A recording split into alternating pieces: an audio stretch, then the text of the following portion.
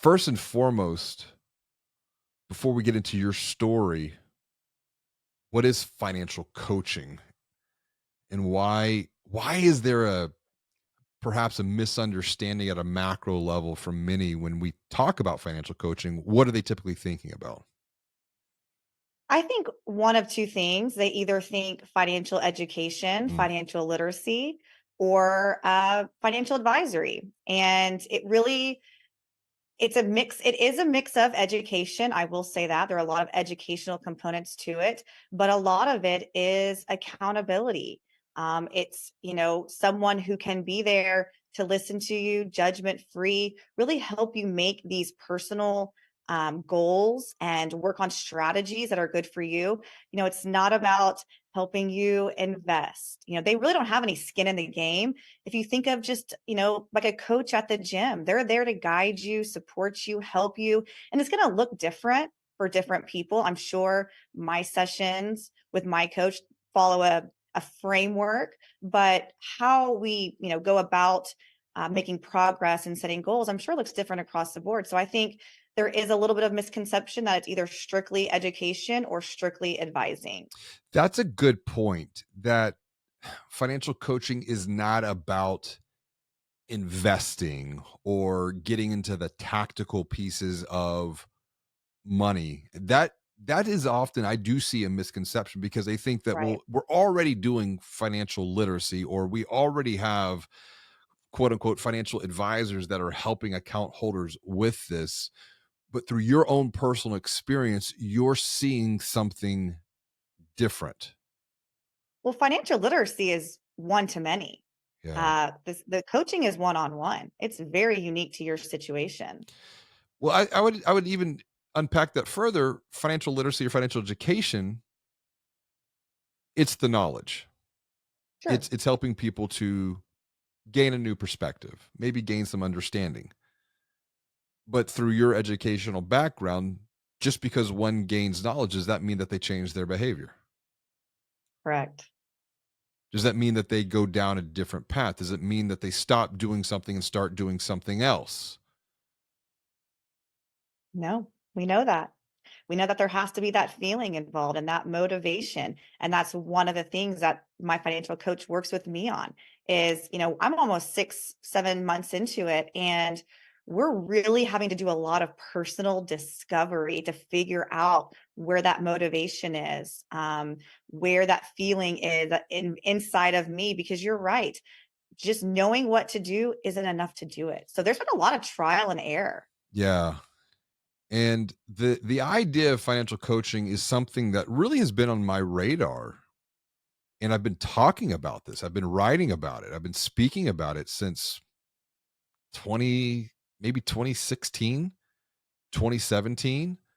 Um, it was interesting that back in, I think it was 2021, I even wrote about it in Banking on Digital Growth, and it was starting to introduce where this fits into the overall experience for an account holder and how it could be deployed and how it could be packaged up to offer more than just a commoditized product. But even over the last 4 or 5 years since Banking on Digital Growth was published, we're seeing slow to no movement in this area at a macro industry level. And I think a lot of it is there's a misunderstanding, there's a misconception. Yeah. But even more so, it was interesting in around 2021 time period. I want to say it was McKinsey. They were looking at the larger financial advisor space, and they said financial advisors by 2030 they're going to be more coaches because they're going to have the technology that does all of the quote unquote number crunching. The financial advisor is going to have to learn more about human behavior, human transformation, why people do what they do, which to me, this was the whole reason why I wrote Banking on Change to begin with in the first place, because thinking about transformation, quote unquote, digital transformation, I was curious as to why maybe 15% of organizations would apply the thinking that we would share with them with their strategy. What was going on with the other 85%, 90% who weren't doing anything? They had the knowledge, but they weren't applying the knowledge. And then whenever I started going down this path of learning really deeply human transformation. I said, this is applicable not just to digital transformation, but to cultural transformation, brand transformation internally, financial transformation for externally for account holders, which you have now, back to your point, have been on a financial journey, not by yourself. You have Mhm. joined a program, the financial gym, and you have a financial coach. Yep. So take us back because I think your perspective, your experience here is going to be helpful for those who are watching and listening who might have heard this idea of financial coaching, but they don't know what it is. How do we integrate this into our own methodology at our bank, at our credit union, at our fintech? Take us back as to why you joined a financial coaching program to begin with in the first place. I will. So I will just be completely transparent, and you know most of this story, and I've even touched on some of it here and there on the podcast. But this time last year, I was in an extremely uncomfortable financial situation, and when I say uncomfortable, I mean like suffocating. And that is not hyperbole. Unexpectedly became the sole financial provider for my two kids. I had one kid at daycare at the time, so we know that is a massive monthly hit. So that was tough to have such vast changes occur in your finances unexpectedly. And on top of that, it was one of those seasons where it just felt like when it rains, it pours. I got hit almost, back to back to back with major bills that I didn't see coming. My car, we all know when you hit that moment when you've got a car, you've had it for a little while, and it was just like one thing out, you just feel like you can't even get out of the driveway before it goes back in the shop. And within 5 to 6 weeks, it had been in, 3 or 4 times. I'm talking, it was almost to the point where, you go through these emotions where you're angry and you're cursing and you're mad and then you're sad and then you finally just kind of throw your hands up in the air like I don't even know what to do anymore, but just laugh because my debt almost tripled within months. And I was paralyzed and I didn't know what to do. And let me also put this in there because I think it's very important to note that while a lot of these circumstances were out of my control, the fact that up until this point, I was not financially healthy and I was not in a very, I had not been financially independent before. So, and that's hard to say at 36 years old, that I really did not have a very responsible way of handling my money. And so I think had I had that, I probably could have handled the situation a little bit differently. But it was almost like I found myself really just, I had nowhere to go. I mean, I was at the bottom of a dark, deep hole, and I really just didn't know what else to do other than ask for help. And so I started looking around and trying to get creative. Okay, how can I get out of this? Because it's not going to change. It is what it is. You learn from the school of hard knocks. This has been some tough lessons. And so this idea of getting a financial coach came up and we had talked a little bit about it. And so I actually looked into it on my own because I thought I'm going to have somebody really hold my hand throughout all of this. Because this is going to be tough. This is going to take a long commitment to get out of this rut that I'm in. And so, yeah, I joined, and I know we'll talk a little bit more about that later. But that's kind of the backstory of how I got in my financial pickle. There's a couple of points that I want to loop back on as you were unpacking that. First and foremost is your emotive state. I think you described it as suffocating, which is very fascinating to me just hearing this because back in 2014,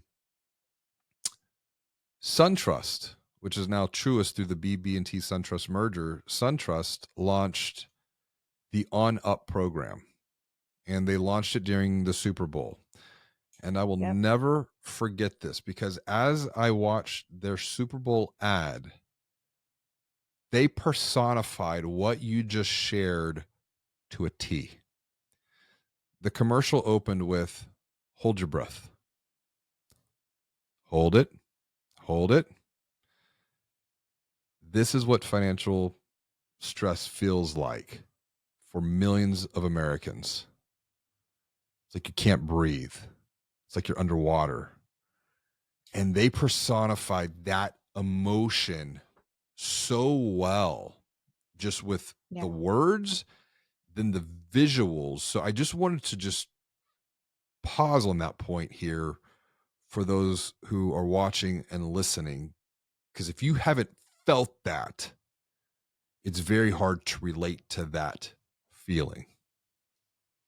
Yeah, 100%. I mean, it's hard to go to the grocery store and swipe your card, even though it's necessities, just knowing that you're just stuck. And even the most important purchases, even that stresses you out, and that's tough. And we all know that that your financial stress, it carries over to a lot of aspects of your life. Mm, And with children, especially with ones that are my age. I've got an 8-year old and a 5-year-old, and explaining to them why we're not going on a family trip this summer when all their friends are going, to different states or Disney World or whatever. And I know, James Robert, you've shared this before, personally, is hearing those words growing mm. up. We can't afford this. We can't afford this, and how that stuck with you. And so it really just affects all aspects of your life. Everywhere. I mean, my mental health was suffering because I just felt like this failure. Because a lot of I take responsibility. A lot of the situation I was in was really on me. Yeah. And it's a hard place to be, especially when you look around, we've got comparison culture. I'm not in the same place as a lot of people in my life that I know, and it's tough. It's tough to swallow your pride. But you did, and you asked for help. You said, "Hey, there's a problem. I don't like the way that I feel. I don't want to continue to live this way." And this gets into a deeper level point of, a newer study of psychology, which is that of the future self. So Mhm. you took action, you took responsibility, but you needed some accountability and you needed some Yes. objective perspective too to help you move beyond that painful state to get to Yeah. an even better place.